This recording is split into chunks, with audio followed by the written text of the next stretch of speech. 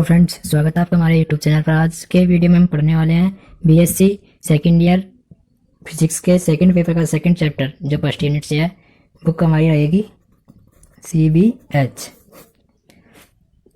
तो चलो दोस्तों वीडियो को स्टार्ट करते हैं। सेकंड चैप्टर में पहला हमारा टॉपिक रहेगा उत्क्रमणीय एवं अनुत्क्रमणीय प्रक्रम। पहले हम पढ़ेंगे उत्क्रमणीय प्रक्रम। उत्क्रमणीय प्रक्रम क्या होता है? इसको अंग्रेजी में बोलते हैं रिवर्सिबल प्रोसेस। रिवर्सिबल के नाम से स्पष्ट रिवर्स, अर्थात उत्क्रमणीय प्रक्रम वह प्रक्रम है जिसमें किसी निकाय में हुए परिवर्तनों को विपरीत क्रम में दोहराने पर पुनः प्रारंभिक अवस्था प्राप्त हो जाती है। अर्थात शुद्ध हिंदी में हम लिखें तो यदि किसी प्रक्रम में बाह्य अवस्थाओं में किए गए परिवर्तनों को प्रत्यक्ष यानी कि मूल प्रक्रम डायरेक्ट प्रक्रम के सापेक्ष विपरीत क्रम व विपरीत दिशा में लगाने पर प्रत्येक स्तर पर वही अवस्था प्राप्त होती है जैसी कि प्रत्यक्ष प्रक्रम में होती है। अब ये समझो कि ये कहना क्या चाहता है। ये कहना चाहता है कि यदि कोई निकाय A है, इसमें इसकी बाह्य अवस्थाओं की में कुछ परिवर्तन करने पर यह अवस्था B में पहुंच जाता है। अब यदि इन अवस्था परिवर्तनों को विपरीत क्रम और विपरीत दिशा में दोहराया जाए तो पुनः यह अपनी मूल अवस्था A में आ जाता है। इसे हम उत्क्रमणीय प्रक्रम कहते हैं। उदाहरण देखते हैं। इसका उदाहरण के लिए किसी पात्र में भरी गैस पर विचार करते हैं। यदि पात्र की दीवार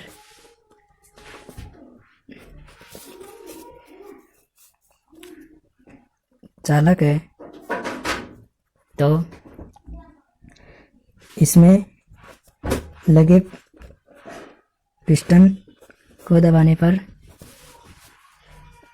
गैस के ताप में वृद्धि होगी जो कि दीवारों के सुचालक होने के कारण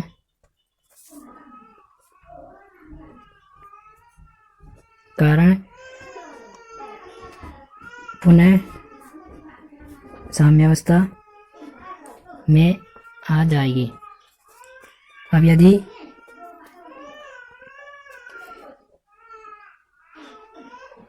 पिस्टन को ऊपर उठाया जाए तो गैस के ताप में कमी होगी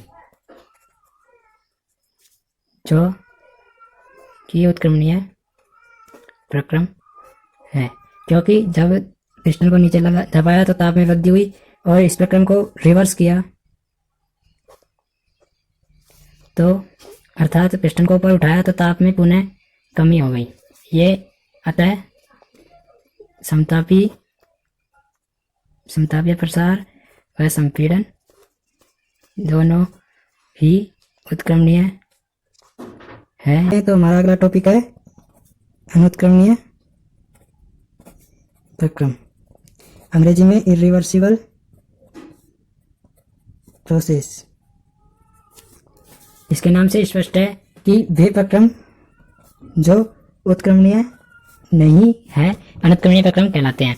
अनुत्क्रमणीय प्रक्रम में ऊष्मा का श्यानता, विकिरण, घर्षण, संवहन आदि के द्वारा हानि हो जाती है, ह्रास हो जाता है, ऊष्मा का क्षय हो जाता है, जिससे निकाय अपनी पूर्व अवस्था में नहीं लौट पाता है। अनुत्क्रमणीय प्रक्रम के उदाहरण के लिए घर्षण द्वारा ऊष्मा का क्षय, संचालन, संवहन तथा विकिरण द्वारा ऊष्मा का संचरण, रासायनिक अभिक्रियाएं आदि।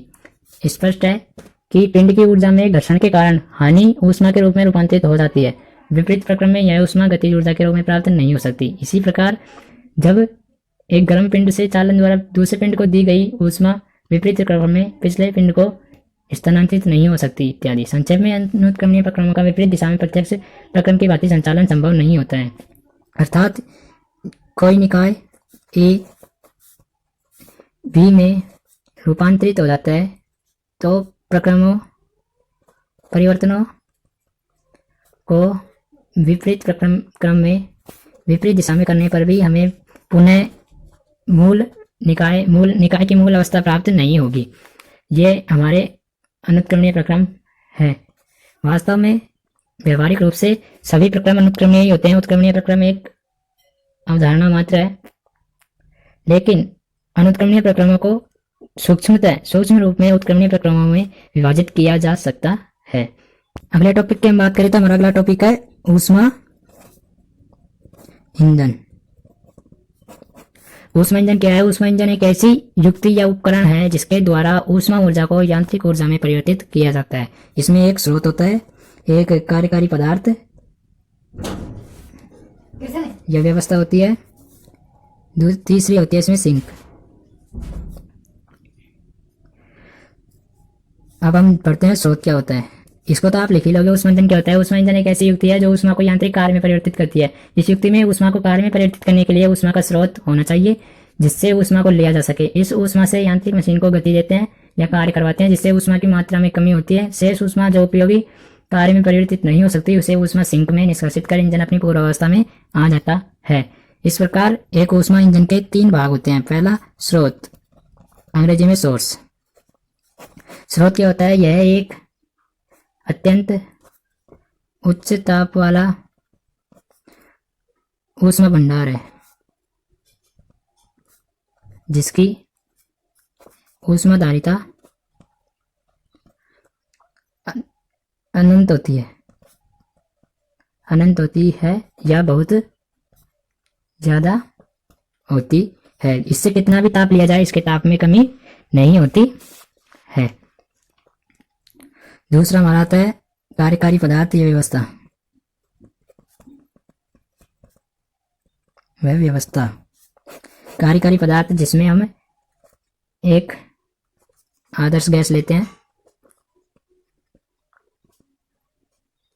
इसकी व्यवस्था में एक पिस्टन युक्त खोखला बेलन होता है जिसका पैंदा, बॉटम, कुचालक, सुचालक तथा बगल पार्श्व की दीवारें कुचालक होती है। इसमें क्या होता है कि एक तो स्रोत होता है उच्च ताप T1 केल्विन पर, एक होता है सिंक T2 केल्विन पर, उच्च ताप निम्न ताप।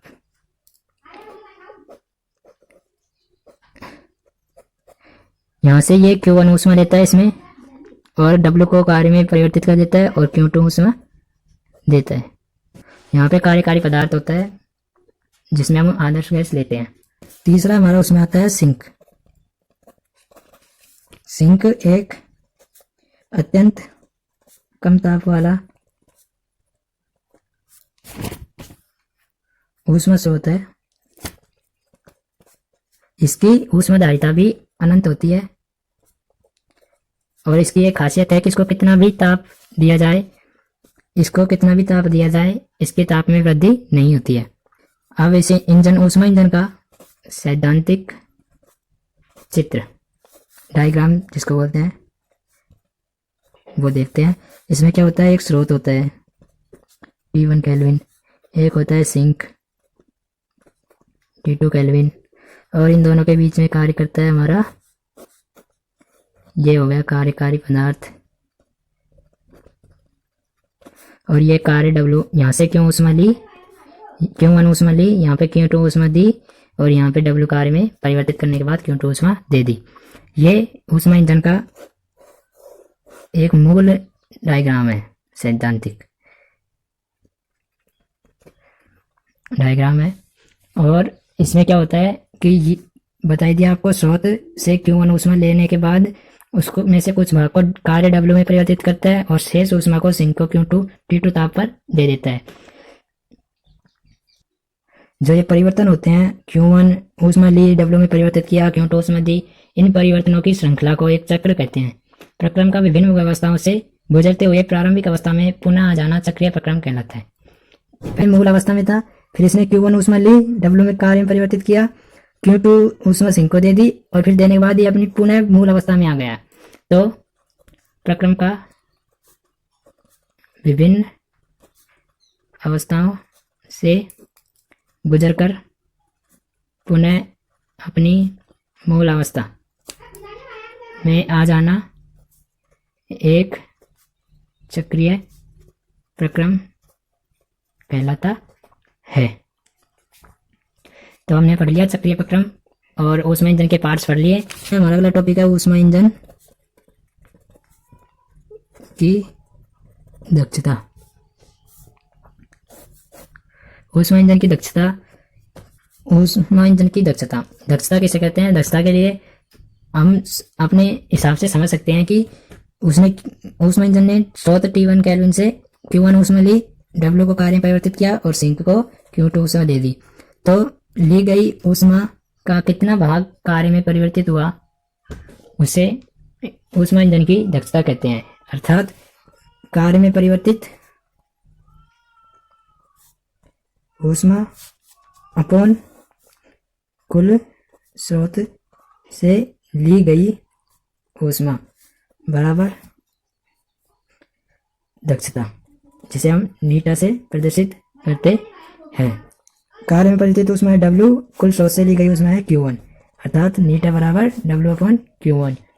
अब हम जानते हैं कि स्रोत से Q1 ऊष्मा ली गई और सिंक को Q2 दी गई, तो कार्य में परिवर्तित ऊष्मा होगी W बराबर Q1 माइनस Q2। Q1 ली थी, Q2 दे दी, जो बीच में बची वही तो कार्य में परिवर्तित हुई है, तो W बराबर Q1 माइनस Q2। इसको समीकरण है कि ये समीकरण 2 से 1 में W का मान रखने पर, तो नीटा बराबर Q1 minus Q2 upon Q1, this implies नीटा बराबर 1 माइनस Q2 अपॉन Q1। यह हमारी हो गई ऊष्मा इंजन की दक्षता। इसमें सभी मात्रक जूल में है, ऊष्मा के जूल में लिए गए हैं और ये ऊष्मा इंजन की दक्षता आ गई। अगर हम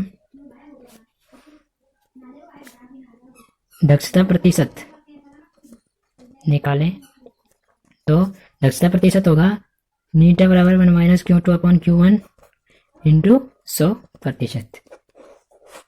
आगे हम पढ़ेंगे कार्नोट साइकिल, कार्नोट इंजन, जो एक आदर्श इंजन है, जिसको एक आदर्श इंजन माना जाता है। तो हमारी अगली वीडियो के लिए चैनल को सब्सक्राइब, वीडियो को शेयर, लाइक और कमेंट जरूर कर देना। मिलेंगे आपसे अगली वीडियो में, तब तक आपका धन्यवाद।